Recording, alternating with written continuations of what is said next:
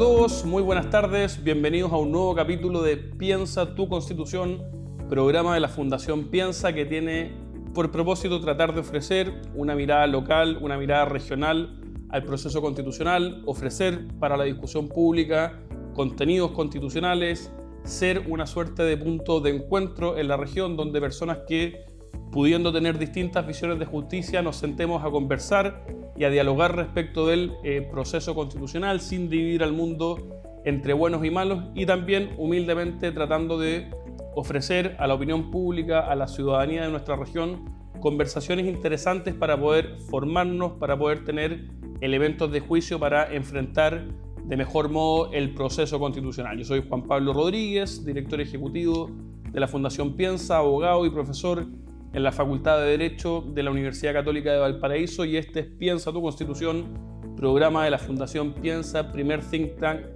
autónomo y regional del país, y que busca, dentro de nuestros sueños, tratar de construir un Chile que sea más justo con nuestras regiones y que la región de Valparaíso sea el mejor lugar para vivir del país. Ustedes saben, amigos, en Piensa tu Constitución queremos dar información para enfrentar de buena manera el proceso, y semana a semana, entre martes y jueves, tenemos nuestros programas a través de nuestras plataformas y de UCB Radio y UCB Televisión, y cada semana vamos tratando de resolver una gran pregunta, una gran interrogante respecto del proceso constitucional con muy interesantes invitados.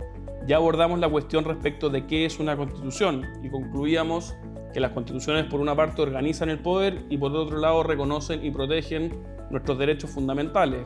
Luego, en la segunda semana de programa, analizábamos la historia constitucional de Chile y veíamos con distintos académicos y profesores que muchas de las discusiones y tensiones actuales son reproducciones de tensiones y discusiones que cruzan toda la historia republicana de nuestro país, entre el presidente y el Congreso, Estado unitario federal, entre otras. La semana pasada conversábamos respecto del itinerario constitucional, las fechas claves en este proceso, lo que fue el 25 de octubre, lo que será el 11 de abril, estos 9 meses, un año en el cual la Convención Constitucional hará una propuesta de nueva constitución y luego el plebiscito de salida que tendremos. Y esta semana estamos conversando respecto de, dentro de este itinerario, el 11 de abril es una fecha clave en donde tendremos diversas elecciones, una de las cuales será la de convencionales constituyentes, y queremos saber cómo va a funcionar esta elección, conforme a qué reglas. Para ello nos acompañó el día martes Javier Arce, de la Universidad de Valparaíso. Ayer estuvimos conversando en el programa de radio con Javier Zajuria sobre este mismo punto, y hoy día nos acompaña un muy relevante, interesante invitado con quien trataremos de responder a esta pregunta. Nos acompaña el profesor Claudio Fuentes. Claudio es profesor titular de la Escuela de Ciencia Política de la Universidad Diego Portales, es doctor en Ciencia Política de la Universidad de Carolina del Norte. Sus intereses académicos se han orientado al estudio de los procesos políticos tanto en Chile como en América Latina, focalizándose en los últimos años en el estudio de las dinámicas de cambio institucional. Entre otros reconocimientos, Claudio obtuvo el premio a la mejor tesis de doctorado, otorgado por la Asociación Americana de Ciencia Política, y es Luxich Fellow de la Universidad de Harvard.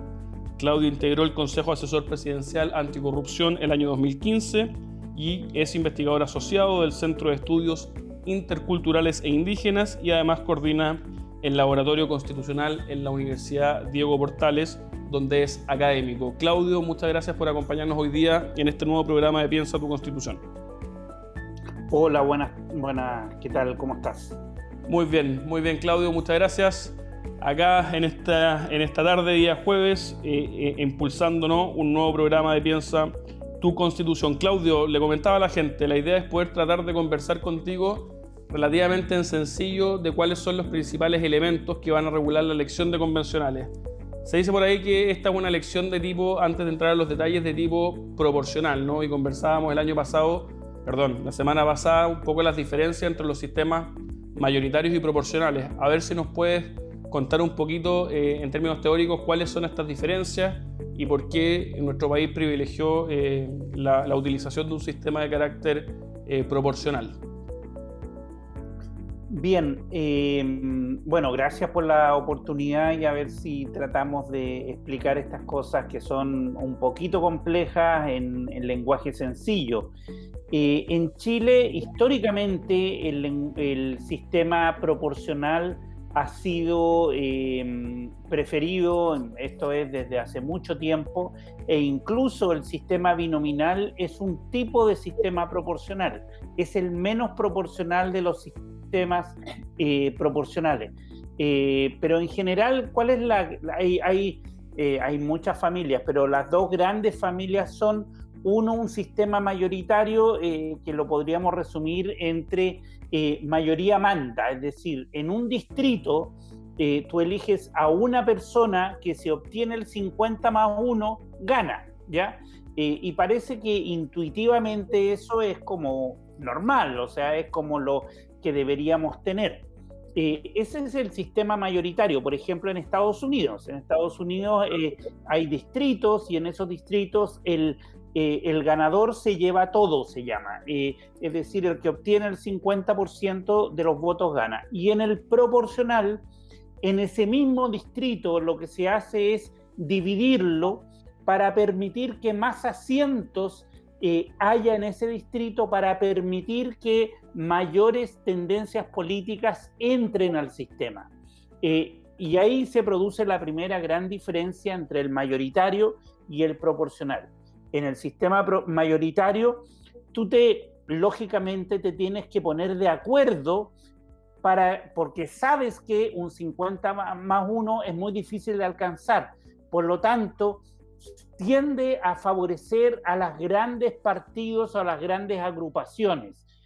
Por eso en Estados Unidos es muy difícil que un tercer partido entre al juego, porque, y ahí hay dos grandes partidos que son el republicano y el demócrata, porque como hay un asiento, es muy difícil que una segunda o tercera fuerza logre ganar a esa fuerza dominante. En el proporcional, en cambio, tú tienes 3, 4, 5 asientos a distribuir, o 8 asientos, como en el caso de Chile, a distribuir en ese distrito, y por lo tanto las fuerzas minoritarias pueden acumular votos para poder entrar. Por eso en Chile tenemos más partidos que en otras sociedades. En general, los sistemas proporcionales favorecen o son desarrollados en sociedades multipartidistas, como es la chilena. Europa, América Latina tiende a tener esa tradición. Y la tradición más anglosajona tiende a ser bipartidista, en donde hay dos fuerzas y por lo tanto optan por un sistema mayoritario. Estamos conversando con Claudio Fuentes, politólogo, académico, sobre cuáles van a ser las reglas de elección en el caso de los constituyentes chilenos. Y antes de eso analizábamos una cuestión, que es lo que comentaba Claudio, que nos parece súper interesante porque probablemente, y si es bien algo que no está hoy día regulado en la Constitución, sí a propósito de la discusión parlamentarismo, presidencialismo, se vincula muchas veces también a la cuestión del sistema electoral y por lo tanto es un elemento de juicio que cabe tener sobre la mesa, ¿no? Hay quienes están promoviendo, por ejemplo, que en el sistema de elección parlamentaria en Chile transitemos hacia un sistema mayoritario, que como bien dice Claudio, tiende a tener grandes bloques, un poquito la moderación. Como gran pro, por así decirlo, es que es más fácil gobernar, es más fácil ponerse de acuerdo entre dos o tres, pero como contra, que es lo que tienen a favor los sistemas proporcionales, es que hay grupos de la población, los que obtienen 5, 6, 10, 12%, que no se encuentran representados, ¿no? En el polo opuesto están los sistemas proporcionales que logran esa representación, pero el contra que tienen, por así decirlo, es que es más fácil ponernos de acuerdo y de alguna manera generar un poquito de ingobernabilidad, ¿no? Entonces quienes dicen, mire, hoy día está muy tensionada la cuestión entre presidente y Congreso, podríamos transitar hacia un sistema mayoritario, así que súper interesante, Claudio, tu explicación, porque creo que va a ser un elemento bien importante del debate constitucional, con independencia de lo que nos convoca hoy día, que es hablar de la elección de los constituyentes. En ese sentido, Claudio, en concreto, los constituyentes chilenos el 11 de abril, ¿cuáles son las principales reglas para elegirlos? Bueno, siguiendo esta misma lógica, en el acuerdo del 15 de noviembre y que después se hizo en la Constitución, se estableció que iban a ser las mismas reglas que rigen para la Cámara de Diputados. Y por lo tanto, se rige por un sistema proporcional con lista abierta. ¿Esto qué significa? Primero, que hay 28 grandes distritos, que esos 28 distribuyen asientos entre 3 y 8 asientos, hay un distrito como el de Arica y Parinacota que tiene 3, y por lo tanto van a poder acceder 3 convencionales, y un distrito como Santiago o como otros distritos que llegan a 8 o 7 u 8, ahí depende de cuánto sea la definición Sí. final. Acá tenemos No recuerdo bien. el distrito 6, Claudio, acá en la región de Valparaíso, que es la quinta cordillera, elige 8, por ejemplo. Ah, ya. Entonces ahí tienen 8. Entonces, ¿qué es lo que sucede? Por una parte, entonces van a tener una competencia por asientos, ¿cierto? Y eso además es con lista abierta, es decir, se presentan listas y en esas listas uno vota por un individuo dentro del voto, es decir, de muchas listas uno tiene que elegir a una persona. Y por lo tanto, eso se llama nominal. Es decir, tú no votas por la lista, votas por la persona. Sin embargo, que hay un elemento muy importante a tener en cuenta, el sistema de recolección para convertir los votos en escaños, es decir, si yo saco, pongamos un ejemplo, 50.000, otro saca 20.000 y otro saca 10.000, 3 listas, ¿ya? La proporción de esas listas hay que traducirlas a escaños. Y por lo tanto, ¿qué es lo que se utiliza? Se utiliza el famoso modelo de D'Hondt.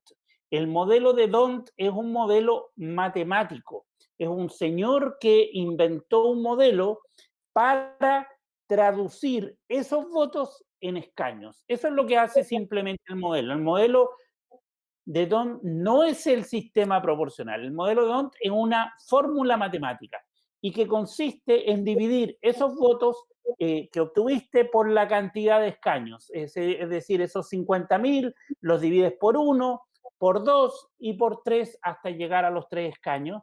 Y a partir de ese ejercicio sacas los 3, que son 3 escaños, que obtuvieron los mayor número de votos. Por ejemplo, en ese ejemplo que te di, aquellos que obtuvieron esa lista que obtuvo 50.000 votos tendría 2 escaños. El que obtuvo 20.000 tendría el tercer escaño y el que obtuvo la lista que obtuvo 10.000 no alcanzaría a sumar votos para entrar en esos 3 escaños. Y por lo tanto se privilegia el voto de lista, aunque la ciudadanía votó por una persona. Y eso es bien importante tener en cuenta porque es la suma de los votos de la lista lo que impacta en cuántos escaños va a tener una determinada lista en el sistema. Súper claro, Claudio, un súper elemento que ahí tenemos que tener en consideración. Por lo tanto, como bien dice el profesor Fuentes, tenemos que, o sea, el 11 de abril, cuando nosotros vayamos a votar, vamos a tener 4 papeletas. En la elección de gobernador regional, la de alcaldes, la de concejales y la de convencionales constituyentes. En el caso de esta última, de convencionales constituyentes, por lo que la ciudadanía tiene que marcar, no es por la lista, sino que por una persona, con nombre y apellido, Perico Los Palotes. Ahora, como señala el profesor Fuentes, hay que tener la claridad que ese voto, además de darle el voto a esa persona, uno indirectamente le está dando el voto, tanto eventualmente al pacto o partido político del que forme parte esa persona, como a la lista de la cual forma parte esa persona y eventualmente ese pacto o subpacto. Y eso va a tener consecuencias directas respecto de cuáles son las personas, los chilenos y las chilenas que van a ser electos definitivamente.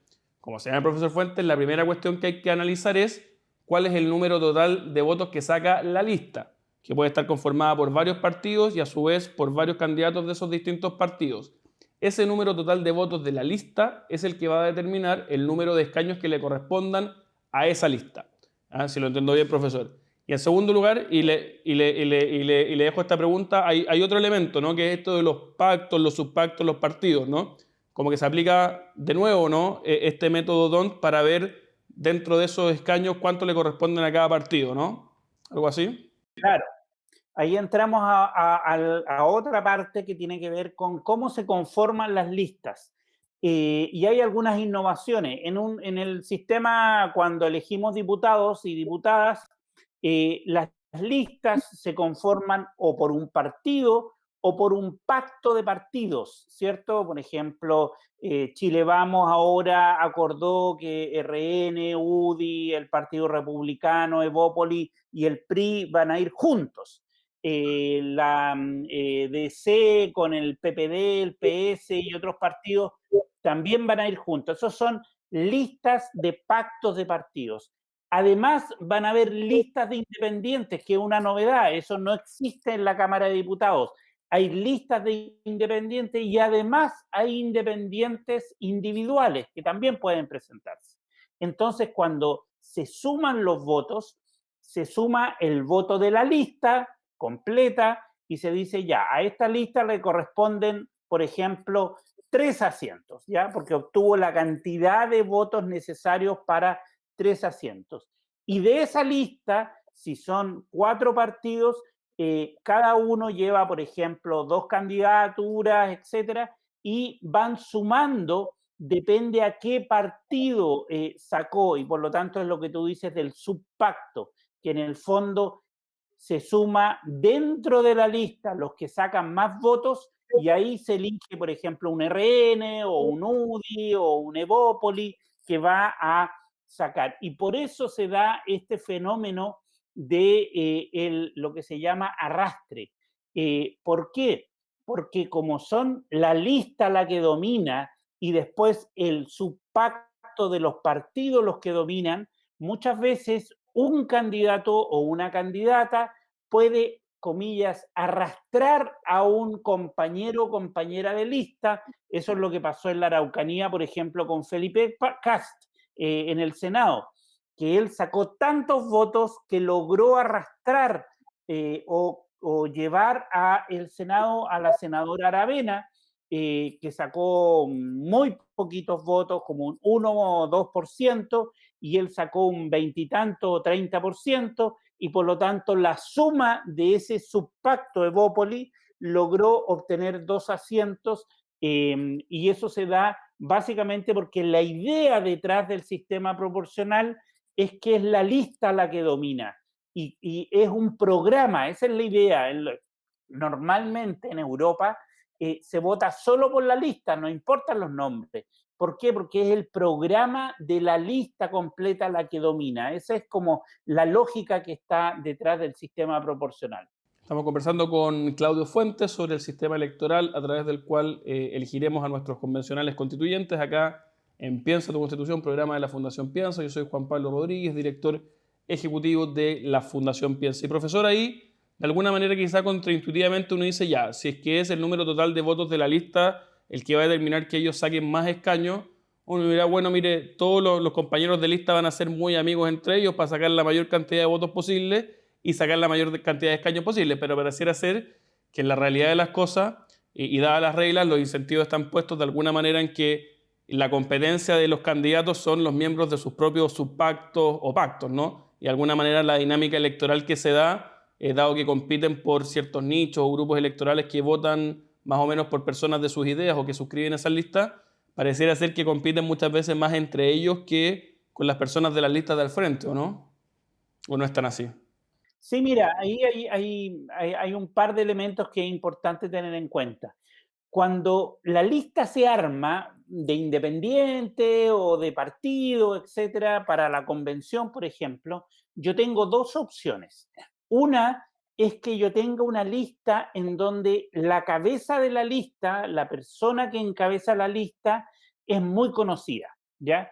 Por ejemplo, Baradit en Santiago, en el distrito de Santiago, Providencia, etcétera, él es muy conocido, entonces es muy probable que él arrastre muchos votos a esa lista, ¿ya?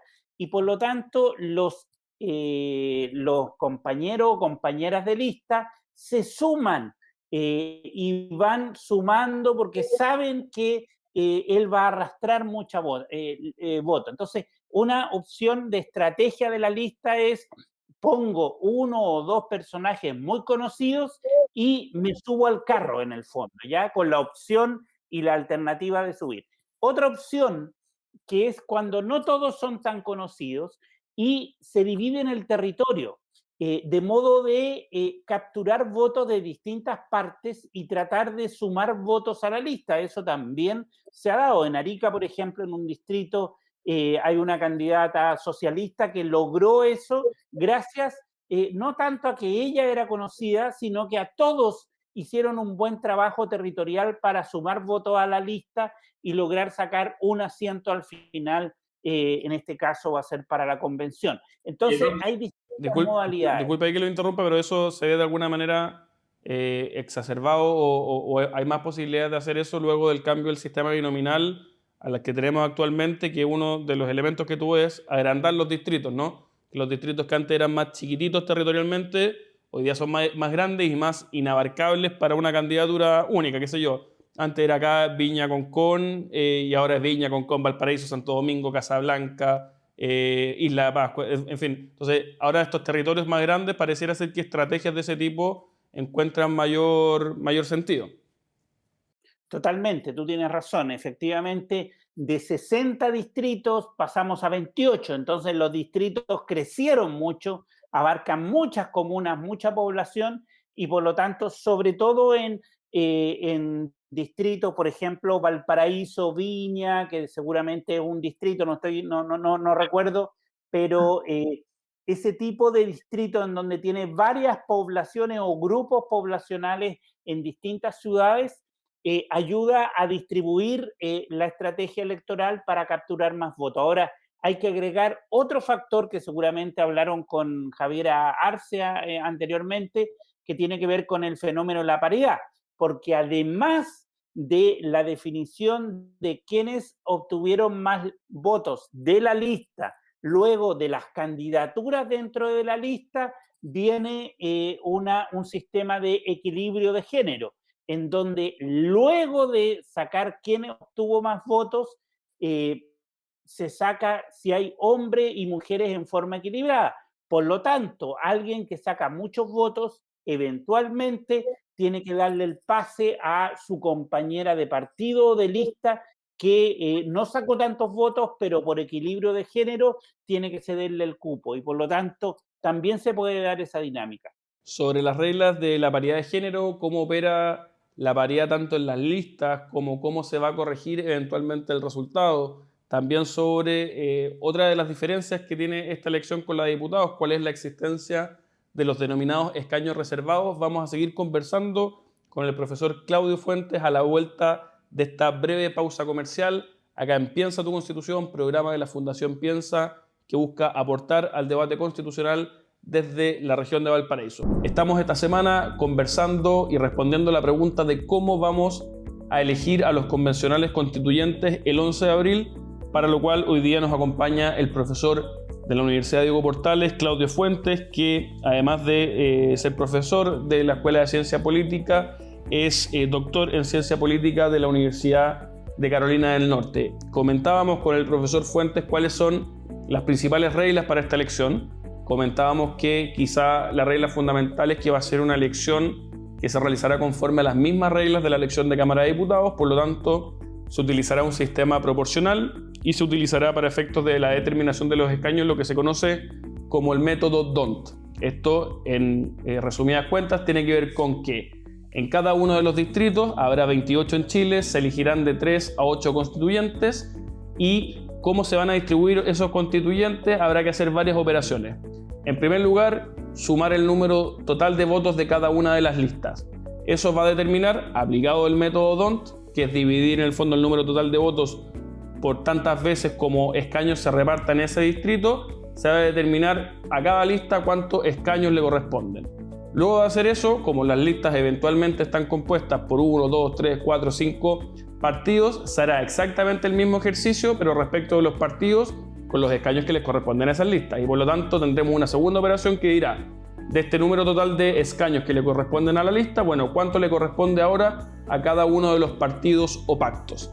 Hasta ahí, más o menos, las mismas reglas generales que una elección de Cámara de Diputados. Pero tenemos dos innovaciones que, profesor, son las que les propongo que conversemos ahora respecto de la elección de Cámara de Diputados. Habrá, por una parte, una corrección por género, la denominada paridad de género, y por otra parte hay determinados escaños reservados para los pueblos indígenas. Profesor, si nos puede comentar un poquito en qué consiste esto de la paridad de género, cuál es el origen, su justificación y un poco cómo va a operar en la elección de convencionales constituyentes. Bueno, la paridad de género surge, yo creo que debido a el movimiento feminista muy fuerte que se desarrolla, no solo ahora último, sino que viene varios años ya trabajando este tema de las desigualdades que existen entre hombres y mujeres en el acceso al poder. Y se optó por este método que es muy innovador, primera constituyente en el mundo que va a tener un sistema de paridad. Ahora, ¿qué significa eso? Significa paridad en el sistema, de candidatura y de resultado, que es lo más interesante. Es decir, por una parte se exige que en el sistema de elaboración de las listas siempre esté encabezado por una mujer y después lo que se llama un sistema de cebra, vaya hombre, mujer, etc. O sea, parte con mujer, hombre, mujer, etc. Eso por una parte para asegurar una visibilidad de las mujeres en la papeleta, porque muchas veces con el sistema de cuotas anterior que tiene la Cámara de Diputados, a las mujeres se les ponía en el último lugar de la papeleta y por lo tanto adquirían menos visibilidad. Entonces eso se llama paridad de candidatura. Y se agrega la paridad de resultado. ¿Qué significa eso? Que una vez que en un distrito se elige una cantidad de candidaturas resultan electas, tiene que existir un sistema de equilibrio. Te voy a dar un ejemplo. Por ejemplo, en un distrito, para hacerlo fácil, de 4, y de esos 4 electos salen 4 hombres, ¿ya? Entonces, los 2 hombres que obtuvieron menos votación, pero que fueron electos, es decir, de los candidatos electos, los 2 menos votados van a tener que cederle el puesto a su compañera de partido o de lista que obtuvo la mayor votación y por lo tanto va a quedar ese distrito de 4 compuesto por 2 hombres y 2 mujeres.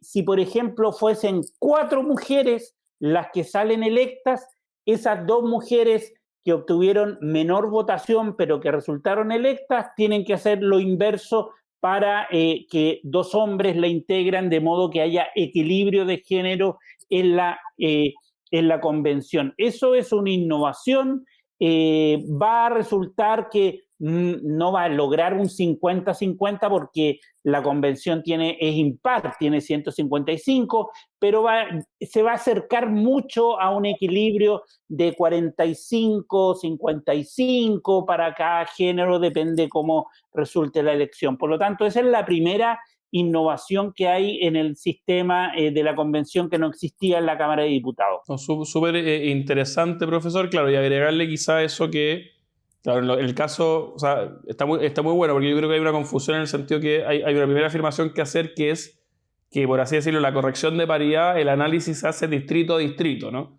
Se ven los resultados del distrito y ahí ver si corregir o no. Y en ese caso van a haber distritos que eligen números pares, como los que eligen 4, 6 u 8, en donde va a ser mitad y mitad, y distritos que eligen escaños impares, en donde la diferencia no puede ser más que una. Es decir, si eligen 3, va a tener que ser 2 y 1, si eligen 5, 3 y 2, si eligen 7, 4 y 3. Y eso, como bien señala el profesor, va a significar que probablemente no haya un 50 y 50 mirado a los 155, pero sí muy cercano a eso, ¿no? En torno a lo más 45 y 55 entre ambos sexos. Ahí tenemos, profesor, una primera gran diferencia respecto de la elección de diputados, ¿no? Ahí no opera una corrección de resultados en la paridad de género y acá, y no solamente respecto a la Cámara de Diputados, sino como usted señala, al parecer respecto de la legislación comparada, ¿no? Pareciera ser que esta es una primera gran innovación de Chile respecto de todo el resto de las elecciones en el mundo. Y en segundo lugar, profesor, también se habla de esto de los escaños reservados, ¿no? Que Chile va a haber en la Convención Constitucional escaños reservados para los pueblos indígenas. A ver si nos puede contar un poquito de dónde viene esto, cuál es la justificación también y cómo va a funcionar. Bueno, esto también es parte de las demandas sociales que fueron bien aceptadas por el sistema político. Estaban todos de acuerdo en incorporar a los pueblos indígenas desde la derecha hasta la izquierda. La pregunta era cómo incorporarlos. En general, en las convenciones constituyentes o asambleas constituyentes de otros países se han incorporado. Yo creo que en menor medida de lo que fue el caso de Chile, el caso de, por ejemplo, Venezuela, Colombia, en su minuto, incorporó ese tipo de mecanismo, Ecuador, por cierto, pero en el caso de Chile es con un poco mayor de intensidad.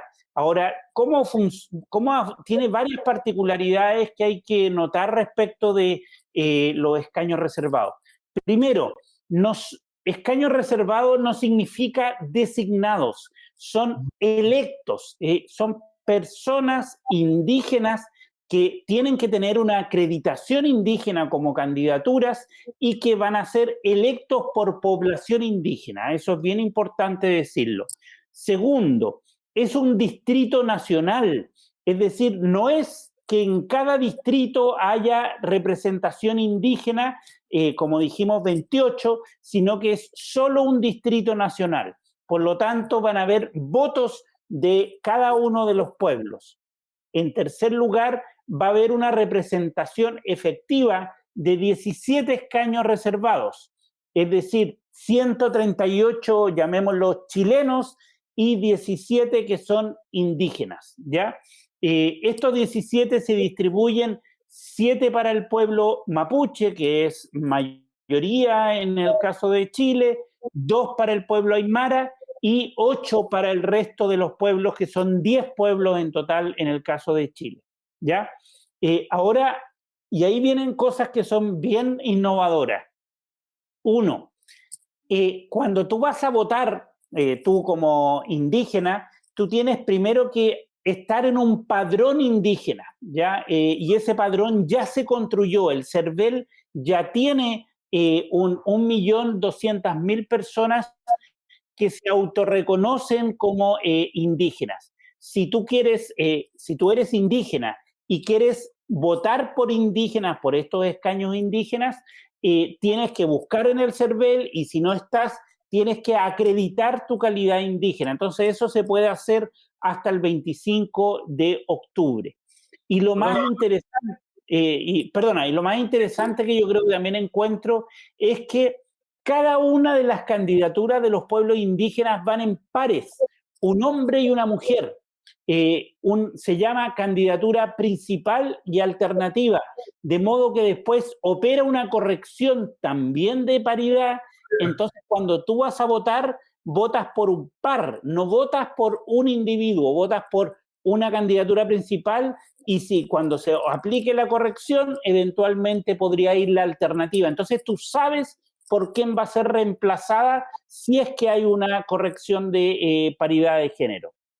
Súper interesante, estamos conversando con el profesor Claudio Fuentes, acá en Piensa tu Constitución. Yo soy Juan Pablo Rodríguez, director ejecutivo de la Fundación Piensa, conversando sobre cómo va a operar el sistema de elección de constituyentes, ahora deteniéndonos en la cuestión de los escaños reservados para pueblos indígenas. Profesor, antes de entrar de cómo va a operar la paridad, que me interesa ahí hacer un doble clic, cómo va a operar la paridad en los escaños reservados para pueblos indígenas, según lo que usted decía al principio, en el fondo, entonces, alguien que está en ese padrón, bueno, sí, primero va a saber antes del día de la elección si puede o no votar en esa elección por pueblos indígenas. ¿Y cómo opera en la práctica? ¿Va a su mesa de votación de siempre y ahí va a tener la opción de votar por el pueblo, sea en la elección de escaño reservado o sea en la normal? ¿Puede votar en las dos? ¿Está obligado a votar en una? ¿Cómo va a operar eso? Sí, mira, súper buena tu pregunta. Ya existe el padrón, como yo decía, si tú vas a CERVEL y tú puedes buscar va a salir si puedes votar en el padrón indígena. El día de la elección, tú llegas a la mesa, a la misma mesa, seguramente van a haber un poco más de mesas de las que tradicionalmente tenemos, vas a llegar a la mesa y el encargado de la mesa va a haber un asterisco o una marca en donde va a decir, mira, tú eres indígena, tú tienes la opción, o votas por los escaños reservados o votas por el distrito. Y tú eliges. No puedes recibir los dos votos porque sería súper injusto, o sea, porque hay alguien que pueda tener dos votos. Entonces, o votas por los por los escaños indígenas o votas por los representantes de tu distrito, pero nunca por los dos. Y por lo tanto, vas a tener la posibilidad de ir a votar. Ahora, en el caso de los escaños reservados, el voto se te va a entregar el voto de tu pueblo. Por ejemplo, si estás en la Araucanía, seguramente se te va a entregar el voto mapuche y ahí va a haber una lista. No hay listas de candidaturas, hay una lista con nombres y apellidos, como decía, el nombre principal y la alternativa, pero es una lista y en donde mayoría manda. Ahí funciona el sistema mayoritario. Claro, es un buen ejemplo efectivamente, entendida en sí misma como una suerte de elección mayoritaria. Y el profesor, ahora sí, ¿no? ¿Cómo va a operar la paridad en estos casos? ¿Cómo va a operar la paridad en el caso de los escaños reservados? Y usted comentaba esta innovación, a ver si nos puede contar un poquito más para poder entenderlo bien. Claro, me escuchan, ¿no? Sí, te escucho perfecto. ¿Me escucha bien? Sí. Ya. Mira, va a depender de lo siguiente. Primero, una vez que se cuentan los votos, se separa por pueblos, ¿ya? En el caso del pueblo mapuche son 7 asientos, por lo tanto ahí tiene que haber un equilibrio, como es impar, de 4-3. 4-3 mujeres, hombres, depende quién gane, ¿ya? Entonces se ordena de mayor a menor en el caso del pueblo mapuche. De los 7 electos, supongamos que los 7 son mujeres y por lo tanto 3, de nuevo, los más votados, los menos votados dentro de los que salen electos, esos 3 tienen que cederle a su alternativa par que compitió para llenar y lograr el equilibrio de género. En el caso de Aymara son 2, así que 2 asientos. Por lo tanto, los 2 más votados, si hay 2 hombres, el segundo más votado va a tener que cederle a su par mujer para que haya paridad. Y el resto de los pueblos son 8. Se ordenan de mayor a menor los más votados y de nuevo se aplica la misma lógica de la paridad con la alternativa para lograr el equilibrio de género. Y por lo tanto, tú vas a tener en los pueblos indígenas de los 17, vas a tener una muy cercana equilibrio de género en ese caso. Estamos conversando con el profesor de la Universidad de Diego Portales, Claudio Fuentes, con quien estamos analizando y desmenuzando cuáles son las principales reglas para elegir a nuestros convencionales constituyentes el próximo 11 de abril, donde como chilenos nos tocará elegir a 155 personas que serán los encargados de redactar la nueva Constitución para Chile, que será posteriormente sometida a plebiscito. Comentaba el profesor Fuentes que en principio se les aplicarán las mismas reglas que en una elección de diputados. Por lo tanto, recapitulando, vamos a elegir a 155 personas, igual que el número de diputados, en 28 distritos, igual que los distritos de diputados, y cada uno de esos distritos elegirá entre 3 a 8. Casi igual que lo de diputados, porque en el caso de la Convención Constitucional, algunos se modificaron para dar espacio a los 17 escaños reservados que forman parte de los 155. Luego le aplicamos a ellos en las reglas de un sistema proporcional conforme al método D'Hondt. Luego tendremos que ver cuánto es la suma total del voto de los candidatos de una lista. Eso determinará cuántos escaños le tocan a esa lista. Luego también aplicando una segunda cifra repartidora se determinará dentro de esa lista a qué partido político le corresponde cada uno de esos escaños y hasta ahí igual que una elección de Cámara de Diputados. Pero tenemos 2 grandes diferencias. Por una parte, va a haber una corrección de paridad por género que se aplica en cada uno de los distritos, en función de la cual en los pares va a tener que ser mitad hombre y mitad mujeres y en los impares al menos 1 de diferencia. ¿Cómo opera? Se aplican las reglas que acabamos de decir y se ve si es que se cumple o no la paridad, mirado todo el distrito. Si es que no se cumple con la paridad, se tendrá que hacer la lista de las personas que son electas según las reglas generales, y las personas del sexo sobre representado que tengan menos votación van a tener que cederle su cupo a la persona del sexo subrepresentado de su pacto, en primer lugar, de su partido, y si no hay personas del sexo subrepresentado ahí, tendrán que ir a la lista, de modo tal de ir, y eso se hará cuantas veces sea necesario para tener la paridad en el distrito. Esa es una primera gran diferencia. Y una segunda gran diferencia, los escaños reservados. De los 155, 17 serán escaños reservados para pueblos originarios. Las personas que formen parte del padrón de pueblos originarios por ser indígenas podrán elegir en qué votación votar. Y ahí, por así decirlo, se divide, es un puro distrito nacional, pero se divide en 3 grandes grupos. El pueblo mapuche, que elegirá a 7 representantes, el pueblo aymara, que elegirá a 2, y otros 8 pueblos originarios que elegirán, por ejemplo, el Rapa Nui, a un representante cada uno de esos pueblos. Y para cumplir con la paridad, hay un elemento muy innovador, cual es que cada una de esas candidaturas indígenas tiene que inscribirse con una suerte de candidato alternativo del sexo opuesto, de modo tal de poder aplicar las reglas de paridad que bien explicaba el profesor Fuentes. Hago esta recapitulación en el entendido que estamos en un programa que busca precisamente tratar de proveer educación cívica, información para que podamos enfrentar como región mejor este proceso constitucional. Claudio, muy interesante, muy explicativas tus descripciones respecto del proceso. Ahora quizá una preguntita un poquito más general en tu calidad de politólogo y persona muy involucrada en los temas públicos. ¿Cuáles crees tú que desde tu ámbito de experiencia son los principales desafíos que vamos a tener como país en este proceso? Tanto desde lo más práctico, electoral, de ser una elección muy compleja en el contexto del coronavirus, o cuestiones más de fondo que tú consideres que tenemos que, como ciudadanía, tener a la vista para poder informarnos y enfrentar mejor este proceso. Bueno, yo creo que, mira, yo veo 2 desafíos. El primero es electoral, que tiene que ver con la identificabilidad. El problema que vamos a enfrentar en la próxima elección es que hay un gran número de candidaturas en las distintas elecciones que tú mencionaste, gobernadores, alcaldes, concejales, constituyentes. Tú vas a tener una fauna de más de 200 candidaturas en este 11 de abril, y por lo tanto identificar quién es la persona que te representa para defender la Constitución va a ser un gran desafío. Ese es el primero, y por eso yo llamo a la ciudadanía a informarse respecto del proceso. Y el segundo tiene que ver con la constituyente. Una vez que se esté escribiendo la Constitución, ahí hay 2 grandes temas. Uno, que la ciudadanía se sienta incorporada, generar mecanismos de participación, y en segundo lugar, saber que cualquier proceso de escribir la Constitución implica negociar, implica acordar, implica ceder.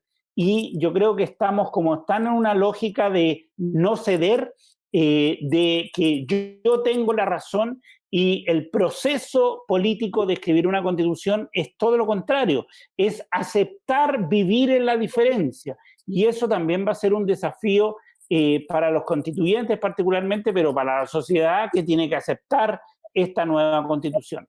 Súper interesante ese punto, Claudio. Acá me permito un paréntesis también para emitir una opinión, porque no puedo sino estar de acuerdo con aquello, ¿eh? En el sentido que yo veo lamentablemente que en nuestro país se ha ido poco a poco instalando una suerte como de maniqueísmo, ¿no? En el sentido de sistemáticamente dividir al mundo entre buenos y malos. Así, los que tienen mi visión de justicia son los buenos, los que tienen la visión de justicia que está enfrente son los malos.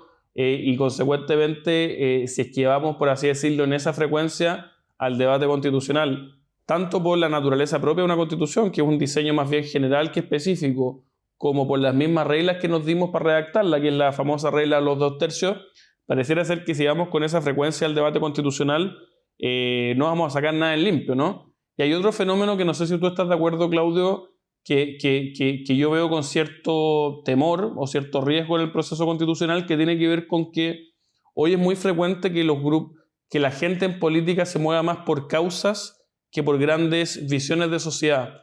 Luego pareciera ser que hay muchos candidatos a la Convención Constitucional representantes de una causa más que de una visión global. Los animalistas, los ecologistas, los regionalistas y un etcétera que es muy, muy largo, ¿no?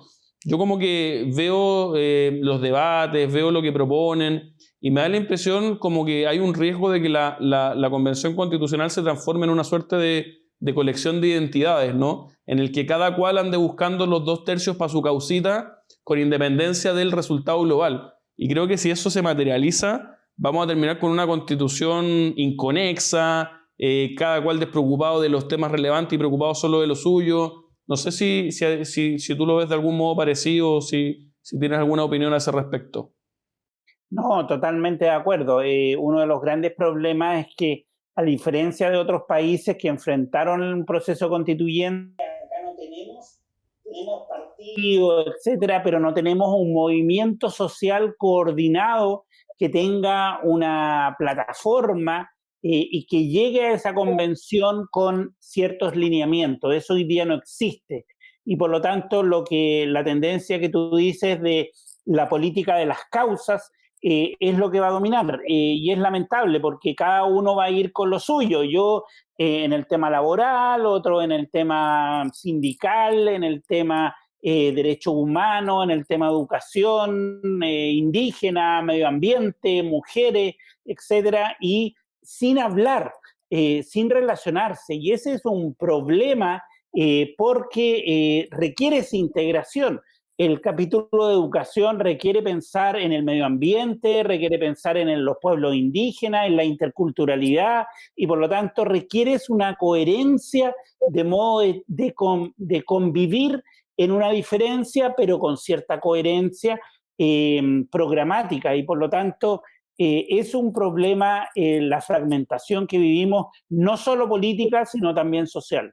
Y ahí, profesor, ¿la convención va a tener algún tipo de asesoramiento técnico, entendiendo que no todos los convencionales van a ser letrados o van a tener conocimientos respecto a temas constitucionales que evidentemente es un pacto social, tiene mucho de política general, pero también es un instrumento técnico jurídico, ¿no? Que tiene consecuencias concretas en la vida del hombre en sociedad, en el ordenamiento jurídico? ¿Cómo va a operar eso respecto de si va a haber, por así decirlo, como alguien preocupado de que la Constitución esté más o menos escrita con cierta armonía? ¿Cómo va a operar?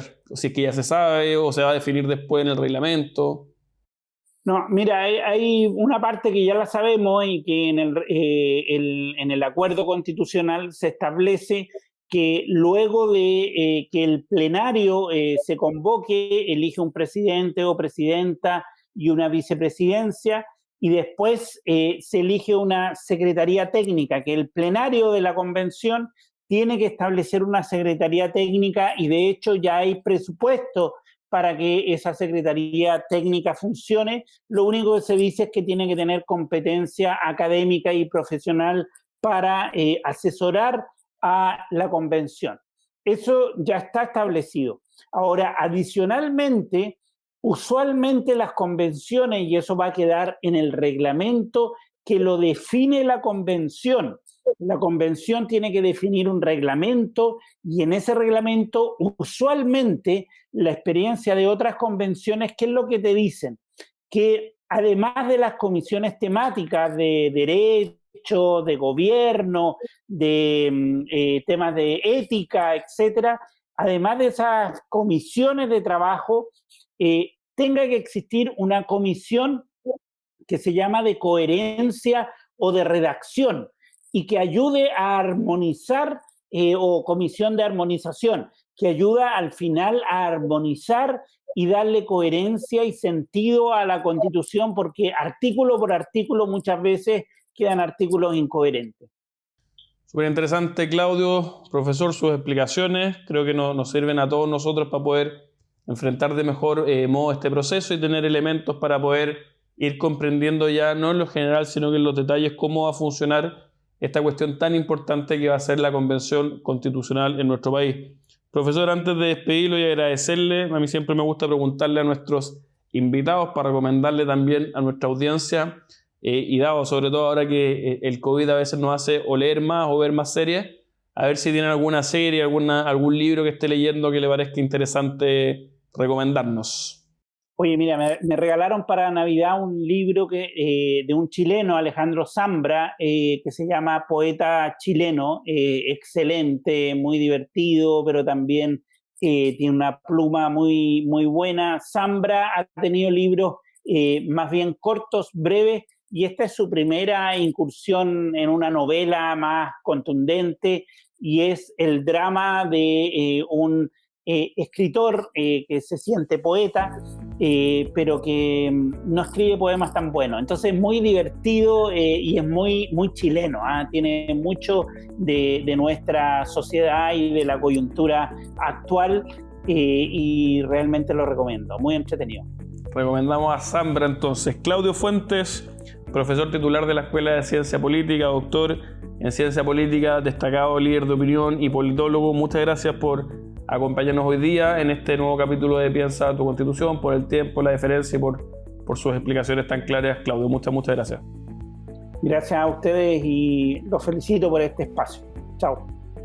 Chao, un abrazo grande. A ustedes también, muchas gracias por acompañarnos hoy día en este nuevo capítulo de Piensa tu Constitución, programa de la Fundación Piensa que busca aportar con una mirada local al debate constitucional, busca aportar también ciertos contenidos constitucionales y ofrecernos, como bien señalaba el profesor Fuentes, como un punto de encuentro que acepte que las sociedades como la chilena, y no podría ser de otra manera, somos sociedades plurales, en donde conviven distintas visiones de justicia, y llevados a un ejercicio constitucional como el que vamos a enfrentar, tendremos que inexorablemente ponernos de acuerdo y tratar de construir juntos una constitución que nos represente a todos y que nos permita salir de la crisis social, política y económica en la que estamos. En ese esfuerzo estamos en la Fundación Piensa, de ser un punto de encuentro, ofrecernos como tal y aportar a la construcción de este país y de enfrentar los distintos desafíos que tenemos. Yo soy Juan Pablo Rodríguez, director ejecutivo de la Fundación Piensa, abogado y profesor en la Facultad de Derecho de la Universidad Católica de Valparaíso, y esto es Piensa tu Constitución, programa al cual te invito a que participes, interactúes a través de nuestras redes sociales y las plataformas de la Fundación Piensa, que sale entre martes y jueves a las 2:30 por UCB Radio y los días jueves además por UCB Televisión. Te invito a que nos sigas, a que conozcas el proyecto de Piensa tu Constitución y que si te perdiste algún capítulo lo puedes escuchar en las distintas plataformas de la Fundación Piensa. Gracias por acompañarnos y nos vemos el próximo martes. Un abrazo.